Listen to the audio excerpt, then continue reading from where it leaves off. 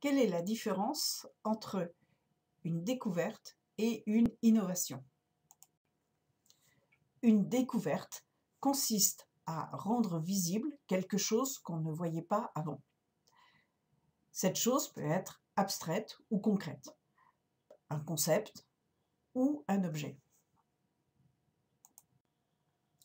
En principe, les découvertes sont faites par des hommes et des femmes d'expérience. À force de faire les choses, on finit par avoir un regard plus avisé et on finit par voir des choses qu'on ne voyait pas au début. Dans les peuplades anciennes, les personnes avancées en âge étaient considérées comme une richesse, et d'ailleurs on les respectait, parce qu'on estimait qu'ils avaient un regard plus avisé, puisqu'ils avaient connu des situations plus variées que les autres, et donc ils étaient plus à même de repérer des choses que les jeunes générations ne pouvaient trouver du premier coup. Mais à partir du XIVe ou du XVe siècle, les découvertes sont apparues comme une source de richesse. Et donc on a cherché à officialiser, à structurer la manière de reconnaître ce qui est une découverte de ce qui ne l'est pas. C'est ce que l'on a appelé la démarche scientifique. Et la démarche scientifique a quand même une vertu, c'est qu'elle ne se contente pas de découvrir, mais ensuite elle va essayer d'habiller cette découverte pour qu'on en tire toute la signification qui va pouvoir permettre d'évoluer. Et tout récemment, c'est-à-dire vers la fin du XXe siècle, une troisième démarche est apparue, c'est ce que l'on appelle la sérendipité. La sérendipité, c'est le fait de trouver quelque chose que l'on ne cherchait pas. En effet, depuis que nous cherchons à faire des découvertes, tout ce qui était plus ou moins facile à découvrir est déjà découvert.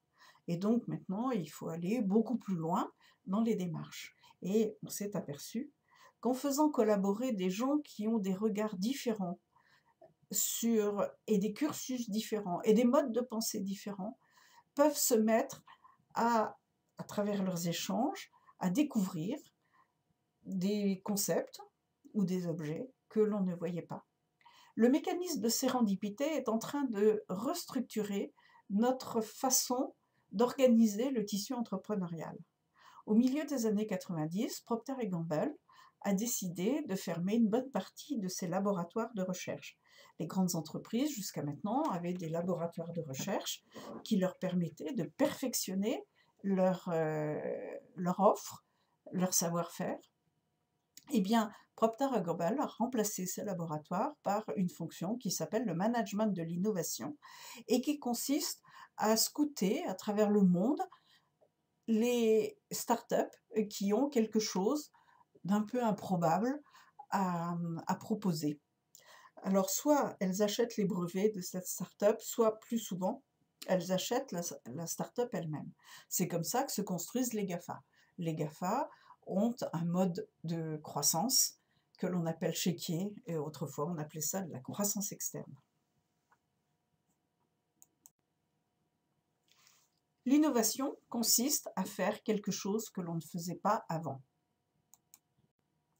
Jusqu'à maintenant, on a considéré qu'il y avait de l'innovation incrémentale et de l'innovation de rupture. L'innovation incrémentale consiste à faire des petits progrès tous les jours. Attention, ne pas mélanger l'innovation incrémentale et la nouveauté.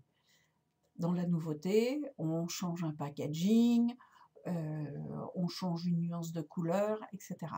Dans l'innovation incrémentale, on fait un petit progrès, un progrès organisationnel, un progrès technique, un progrès commercial, etc. L'innovation de rupture, c'est une innovation qui va changer le monde. Par exemple, l'électricité, le chemin de fer, la pénicilline. Mais à présent, on regarde l'innovation sous un autre angle.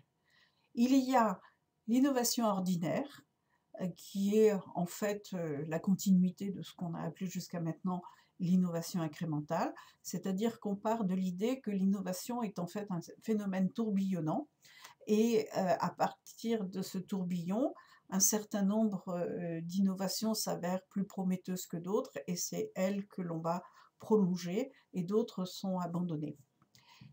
Et puis, il y a la notion de vague. Exemple, dans l'école, on a réussi à faire en sorte qu'on peut simplifier certaines chaînes de montage en enlevant des soudures. En chirurgie, on a pu utiliser certaines colles pour simplifier des réparations et leurs conséquences, etc., etc. Pour les investisseurs, ce qui est important, c'est de repérer les vagues et d'investir dans les vagues, pas forcément investir dans les sociétés qui ont innové. Cette façon de faire contribue également à la restructuration du tissu entrepreneurial, puisque les investisseurs cherchent non plus la fameuse innovation de rupture qui va changer le monde, mais les innovations qui vont se répercuter de façon très pertinente dans des secteurs extérieurs à la société qui porte elle-même l'innovation, ce qui rend les mécanismes beaucoup plus compliqués. En cette période du XXIe siècle, le début du XXIe siècle, deux stratégies industrielles s'affrontent. Il y a celle que nous avons déjà évoquée, qui consiste à faire en sorte qu'on soutienne quelques très gros acteurs qui agrègent au fil du temps les innovations des startups autour d'eux ou à travers le monde. Et puis, il y a l'autre stratégie qui consiste à, au contraire, soutenir les petites et les moyennes entreprises innovantes.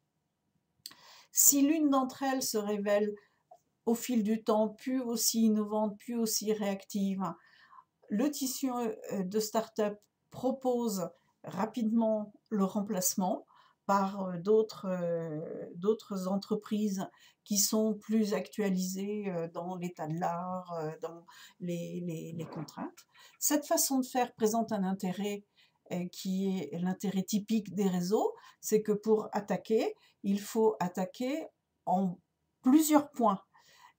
Et le deuxième intérêt, c'est que l'environnement évolue et le tissu entrepreneurial évolue en permanence.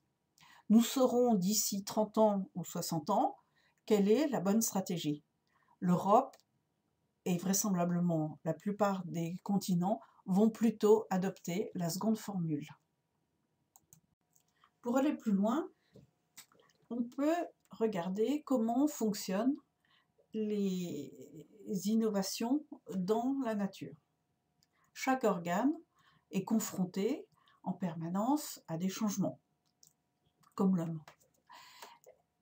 Alors, lorsqu'un changement apparaît, la cellule qui est concernée ou l'organe qui est concerné va essayer de développer des fonctions nouvelles qui permettent d'apporter une réponse au changement auquel il est confronté. C'est ce que l'on appelle une vicariance. Au gré des reproductions successives, la vicariance va être améliorée. Et à un moment donné, l'organisme va considérer que la solution qui est apportée devient appropriée et mérite de devenir durable. Mais l'organisme ne peut pas conserver en permanence, surtout sur des organismes très anciens, qui peuvent avoir des milliers et des milliers et des milliers d'années et qui ont donc eu à développer des milliers et des milliers de vicariances. On ne pourrait pas garder toutes ces règles. Donc ainsi, l'organe procède à ce que l'on appelle le mécanisme de simplexité, qui consiste à absorber les règles nouvelles qui permettent de répondre à la modification qui s'annonce durable et pour lequel le jeu de règles s'avère approprié, mais on ne va pas réintégrer ces règles en plus de toutes celles qui existent, on va procéder à une simplification de l'ensemble des règles pour qu'on obtienne le jeu le plus efficace tout en conservant les règles antérieures qui répondent à des situations qui deviennent moins courantes, mais qui existent encore. Ainsi, innovation rime avec simplexité. Cette notion de simplexité est un peu nouvelle pour nous. Si on en juge le problème des législateurs, on voit que la mise en œuvre est très compliquée. En théorie, une nouvelle loi doit donner lieu à une étude d'impact et à des propositions de simplification du système législatif antérieur. Malgré les bonnes volontés, il s'avère très difficile de faire preuve de simplexité. Mais de même que l'économie circulaire, il y a encore 10 ans, apparaissait comme une pensée intéressante mais inapplicable, on peut imaginer que petit à petit, l'innovation soit soumise à ce même exercice. Et vraisemblablement, nous allons faire des progrès considérables.